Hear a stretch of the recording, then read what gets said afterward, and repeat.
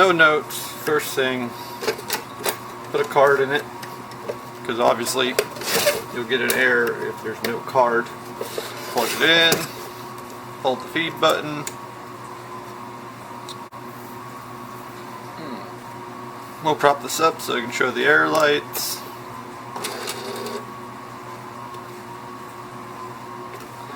Two flashes and then paused off. Back to two flashes. That's the home position sensor. Usually that means this guy going back and forth has fallen off the ribbon cable. But of course we're going to check everything inside this printer while we're in it. So first thing we do, pop off the front cover, set it aside, and we'll pop off the top cover. Use this pin or similar to pop out this pin. Set it aside. Plastic tabs on both sides. Close this guy. Not latched all the way down, but closed like that. It's two Phillips screws in the main frame. These are number 2 screw head. Phillips number 2, that is. Then pull up. If it gets caught on the power switch, just put that at the halfway position and it'll uncatch. Tilt back, pry the sides out so you can clear the rest of the printer. We'll turn this off. Unplug it while working on it. Remove the serial card or Ethernet card. Remove the paper.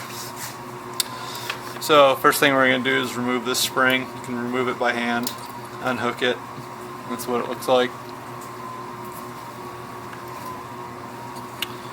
Use a flathead screwdriver and you'll be able to hook. Let's see if I can get a better shot of that.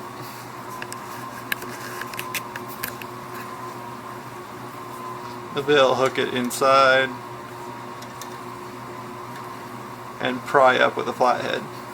Put your finger there to keep it from flying out.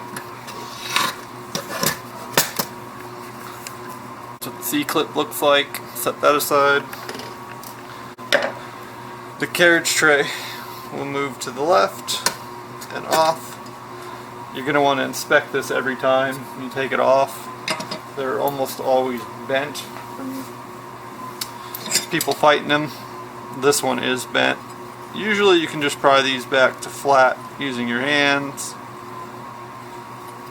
Make sure the two uprights are parallel with each other, and then make sure the entire bottom is flat once you pry it out. Once you have it out, while you have it, load it up with a ribbon carrier, with a ribbon, and then as you'll see here,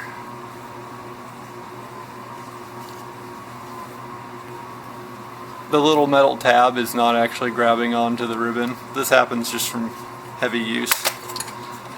Pop your ribbon out, bend that out just a tiny bit. Check again. See how that now fits. Set that aside. So, take these off. These cams, I'll show how they go back on when I have the tools.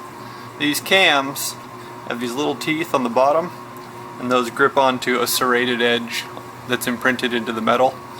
To increase the friction so these don't change by the printer getting dropped or jostled, etc., we're going to use a soldering iron and we're going to press into the two faraway tabs, and what that's going to do is it's going to cause some of the plastic to bubble up and it'll press against the metal harder so this doesn't break again the same way it broke this time. So modify those now. I set my soldering iron to about 550 degrees for this. Then you just press about the halfway point, press down, pull out, press down, pull out, and then do the other one. You can do this at 500 and you'll get less smoke and smell. It's not really good to breathe, as these are, I believe these are ABS, but I don't remember. So, as you can see, these now have indentations. You'll see these in anything that I've repaired in the past, and it bubbles up just slightly. And what that does is when we put these back on, they won't move around as easy. Now we'll pull the guide rod out. These need to be cleaned almost always. They'll get gunk from the grease hardening on the edges. And what that does is this slides back and forth, hits the grease, and pushes the rod just a little bit up against these. And the more it does that, the more these can move. So you'll want to clean this really well. Same goes for this. It popped off of the ribbon. You'll want to clean these out, is all you really need. It's pretty rare for anything to get down in there because it has a built-in brush piece that slides up against everything. Clean those out, and this actually found a little piece of plastic that was in there.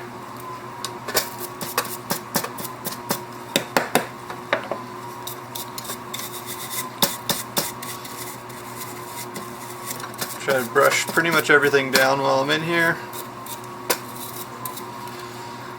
You'll want to inspect these tabs that go against this rail here. These tabs, make sure they're there. They do get broken off. Usually these get broken off when the printer's being used or taken apart and repaired.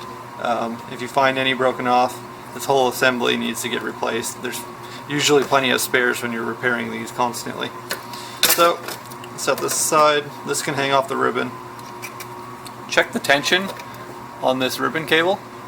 If it's really loose, what you'll have to do is loosen this screw and this screw, and then there's a little piece you can grab with your finger and you can pull on it, and while you're pulling and giving moderate tension, then you tighten the screws back down. So this printer had the error of this sensor not being detected. So this little piece right here passes through sensor right here, and that tells the printer where the position is on this. Because this was not attached to the ribbon, it was not passing through there. The other reason you'll get that same error, especially like on a random error where it doesn't always do it, is the motor that drives this back and forth is going bad. That's a relatively easy repair. You take this top frame off with 1, 2, 3, 4, 5, 6 screws. 2 are on the bottom when you flip it over by the back plugs, and 2 are on the top and the back, and then there's 2 up front right here. And then you'll just take the 2 screws out of that, unplug it, plug the new one in, and you'll see the gears right here for it. They come with the gear and everything, so it just slides right in. While we're in here, always inspect this.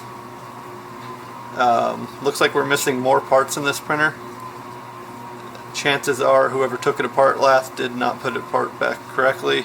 If it's our vendor, this is going to be going back to them. I'll be looking that up. So inspect these, make sure these teeth are all there and not bent. This gear should have another gear here that is currently missing. So these are the parts that were missing from this printer for whatever reason.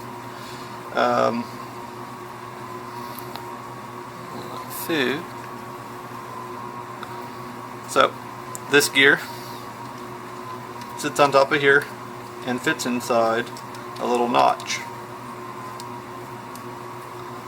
And this smaller size C-clip goes on the pin that the swing arm rides on. Line up the pin, use a flathead, push. Make sure when you move this, it only goes one way for the ribbon advance. So this does not want to drop onto the ribbon, so what we are going to do is tension this down some more. Loosen the screws.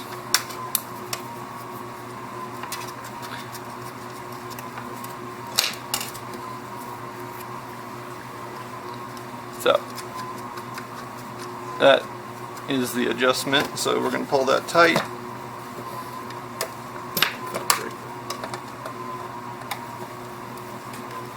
Tighten down these number 2 Phillips.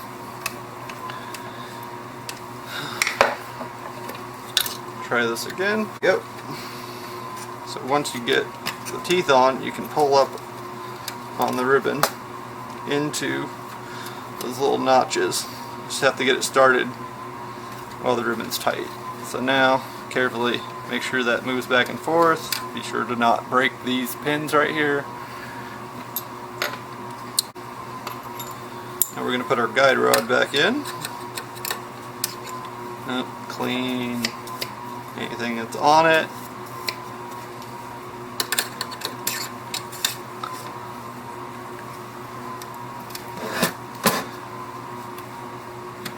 Okay, we've got our guide rod in there.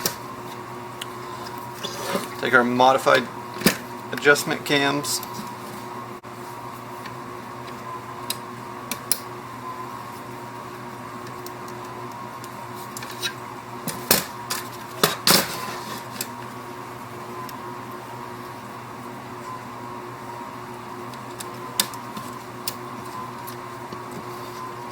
Those grip real nice now. Okay, as for adjusting these cams, what you want to do, first things first, is this sheet metal plate right here. Make sure everything's straight. Close this. Make sure the sheet metal is nice and flat up against this rail right here. These get bent. This one is bent. So we're going to take a flathead screwdriver, press on the little bent section, otherwise the ribbon will get caught onto it. Nice and flat. Check both sides. The other side's perfect. It's flush. There's a little bevel that sticks up right here that the print head hammers against, and these can't be sticking out past this beveled section. There we go.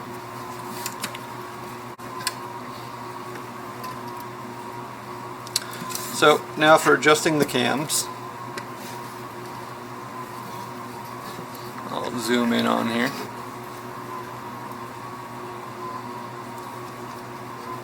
When you swing these in towards the printer, the print head moves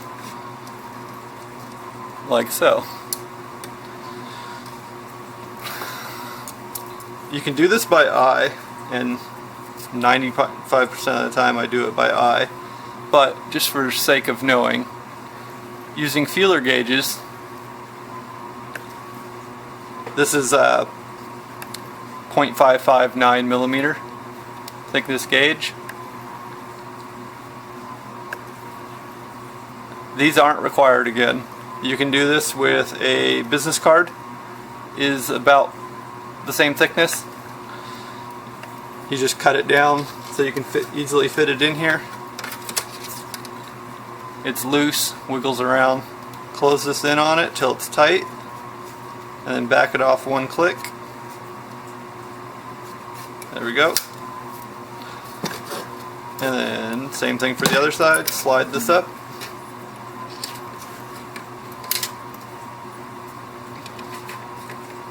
Insert feeler gauge.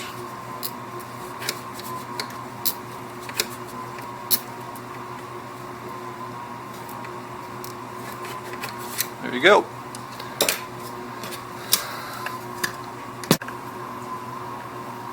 The section of this plate where it hammers against, that's where you want the print head to be when you're making those measurements. So about there.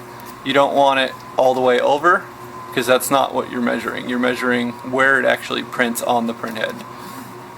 So on this side, it'll be like that.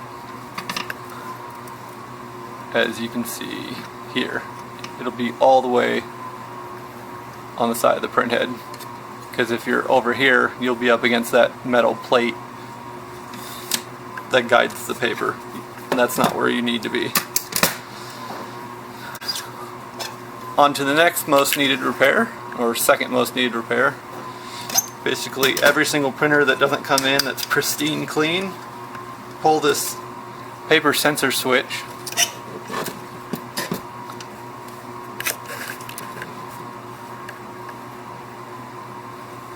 Pull this guy up.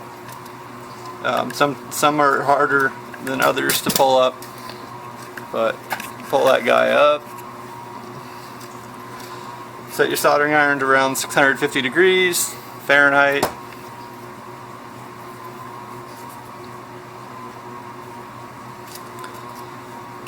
Tin your soldering iron. Just tap it till the wire pops off. Pull the other one to the side, wire pops off. So to take these apart, there are two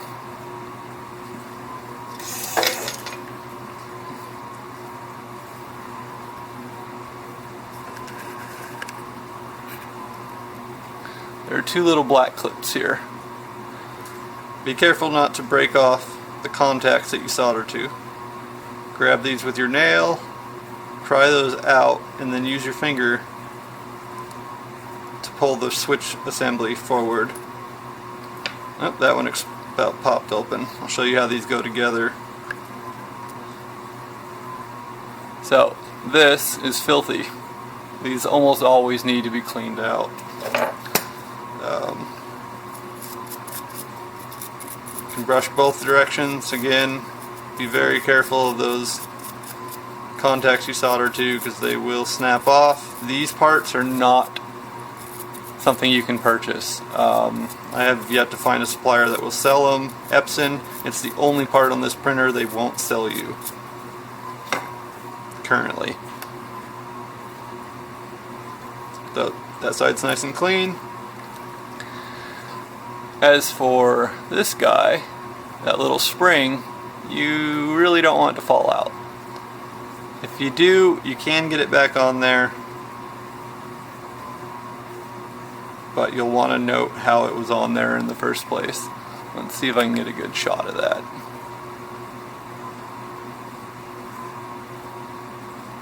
They have little 90-degree angles on their ends that touch the contact pads. So when you're cleaning this, you're going to want to hold it by the sides like that so the spring doesn't fall out, and you'll want to brush this way so you don't bend the spring the opposite direction that it was designed to spin. Okay.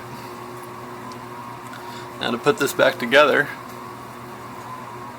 you want to hold it front to back with that opening there, and then I'll show you from the side. This needs to go in at an angle like this.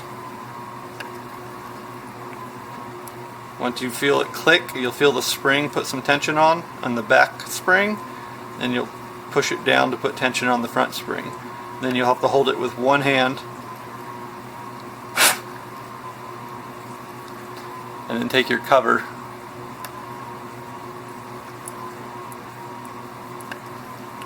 and snap it back into place.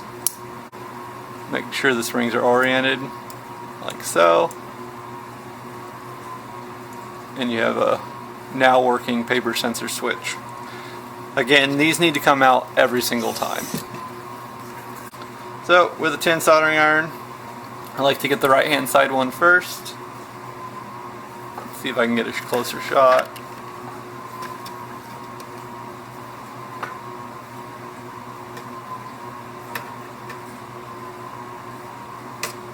Just a little tap, you don't want to overheat those wires.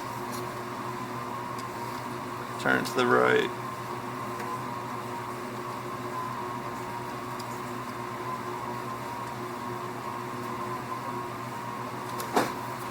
That's that.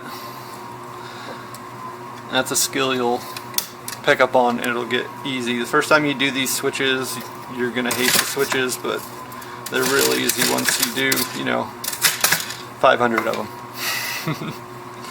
Alright, so paper sensor switch is fixed. The Hall effect sensor will now get passed by this piece. We're going to check and inspect the wires for the cutter motor.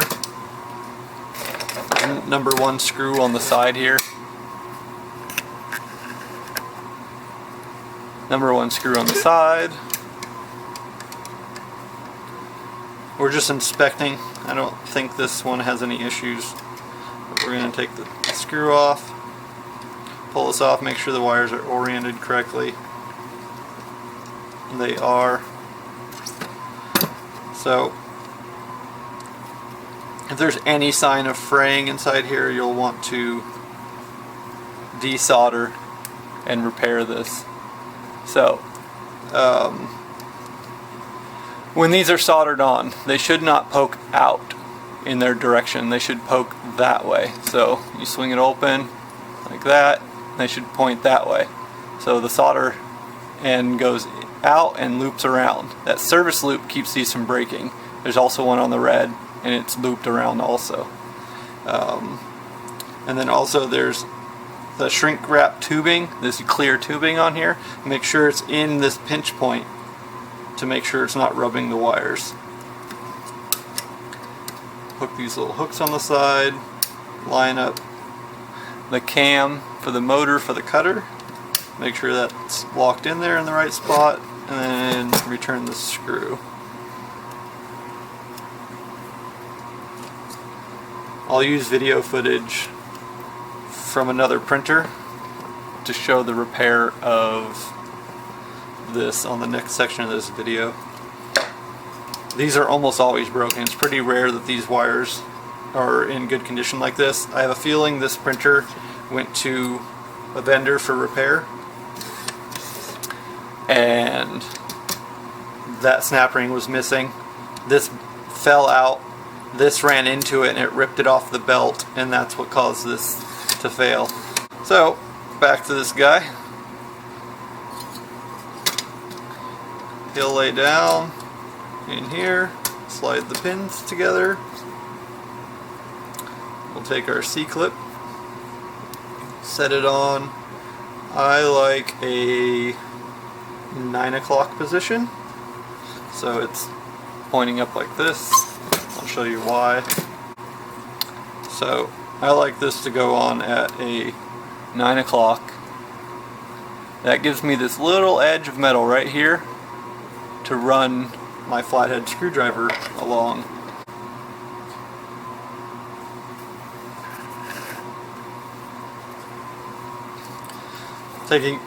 So now that we have the spring installed and the C-clip, we need to make sure that this lifts up, stays up, and then drops back down. We can do that with a test print, but I like to do it now. Slide this over with a screwdriver carefully. This will lift up with this cam here. The reason I do this is it gives you an idea of how the printer works.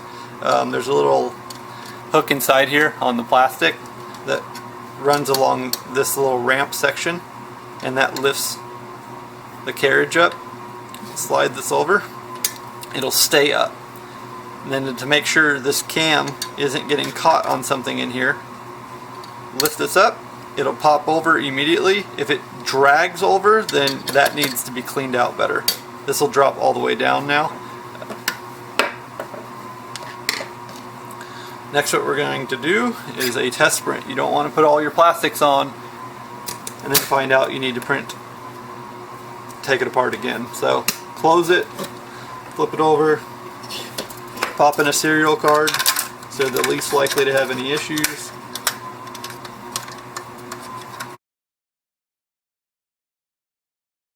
If you suspect something's wrong with the board, your best bet is to put in a USB or Ethernet card, set the dip switches up for Ethernet, and print directly to the printer. Crossover cable works great, and then just set a static IP address on both ends. Card, power. Put paper in it. Powered on. No error lights. Power it back off. Load this. Load the ribbon. So for the tests, things you're going to want to watch for, you're going to want to make sure that this in fact does spin. So hold the printer button, test button down, flip it on. Make sure it cuts, and there should be a little tab of paper here. If there's not a tab of paper here, it means this cutter is over to the right. There's two modes for this printer. We use all ours with the mode to the left. If not, it'll cut the entire paper, and these things will end up all over the floor in the kitchens. So there you go, you get that little tab. If you get it cutting all the way off, first thing to check, these screws in here. You'll see that there's a notch for each screw, so you just make sure this is over to the left. If not, move it and retest. If you're getting it cut the entire page with this sitting in the proper location, it means you probably have a bent frame. At that point, depending on whether it's something you can bend back or not, that's what you'll have to diagnose at that point. It's not always a bent frame. Sometimes the pieces here get wore out. We usually always have spares in the junk bin where you can pull this off. There's a C-clip here and a C-clip here, and you can replace this top frame really easily as a whole assembly. You just pull the print head off. So put the paper back in, it'll reset, and then it's still in test mode.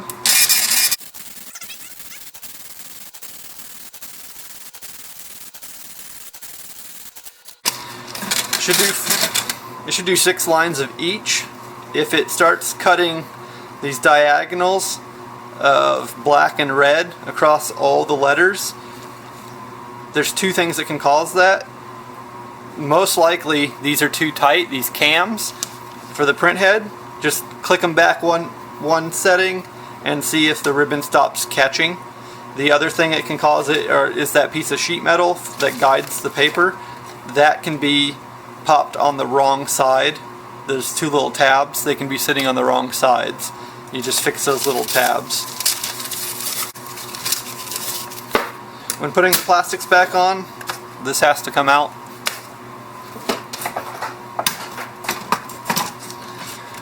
Pry the edges out to the side. So when you pry those edges out to the side, you have to drop them to clear this part.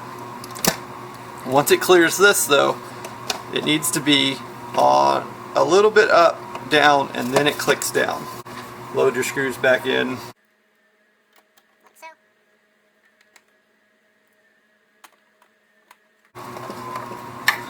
Make sure this goes up and down freely.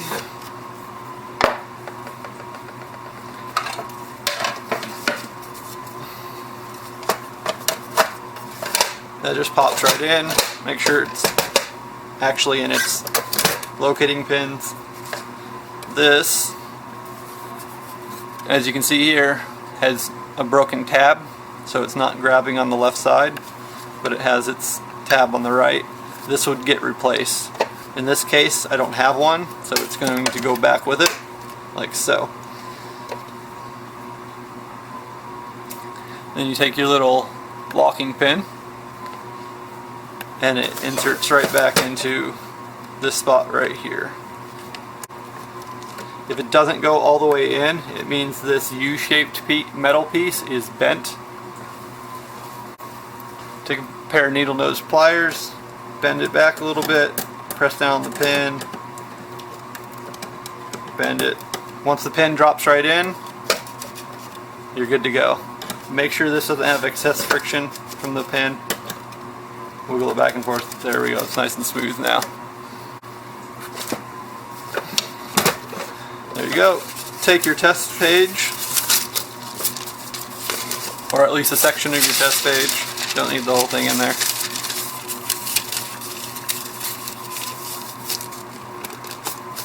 Get so it fits nice fitting, and put your notes on what was fixed on it, just in case. Then you'll throw that in with it, close it up, make notes on a spreadsheet to keep track of every single repair.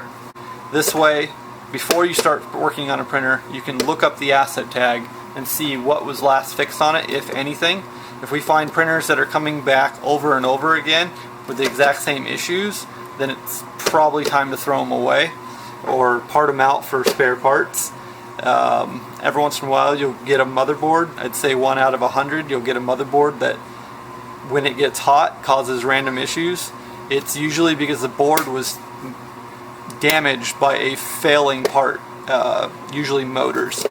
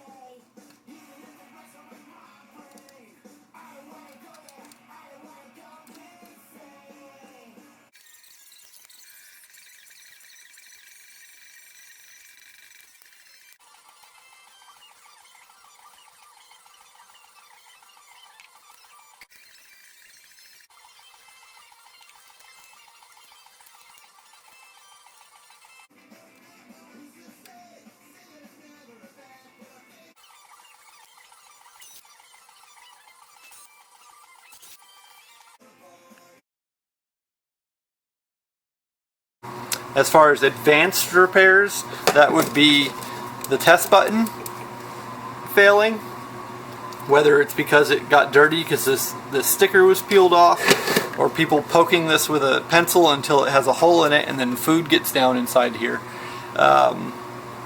Those you'll have to use desoldering wick to absorb all the solder on the board and pull the switch out. Those switches, I believe, are 12 cents.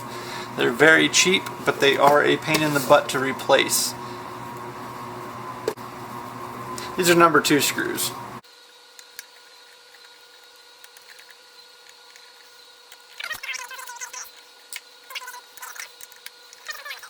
Lovely. While you're in here, clean out the food. It makes all the difference.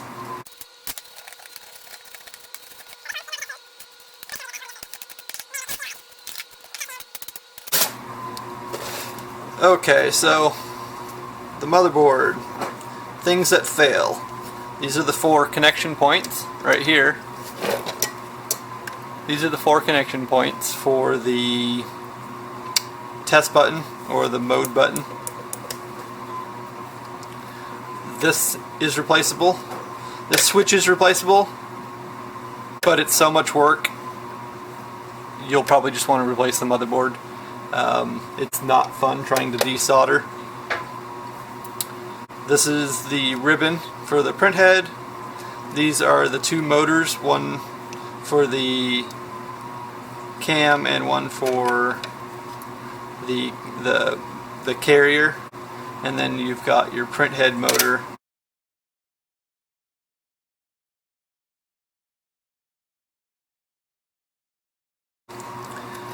When you have one of those fail, there's the F3 fuse here. This can be replaced, and probably about 4 or 5 minutes to swap out. Oh, this is the power board that's replaceable with just a plug and 2 screws. The power plug can be replaced. I usually replace this whole section because they're cheap enough, but if you have the time and you have a set of these, like 10 of them that are just sitting needing to be replaced, you can set up a soldering station, desolder all of them and solder brand new plugs to them. It is cheaper if we have the time to do it that way. Put this lid back on.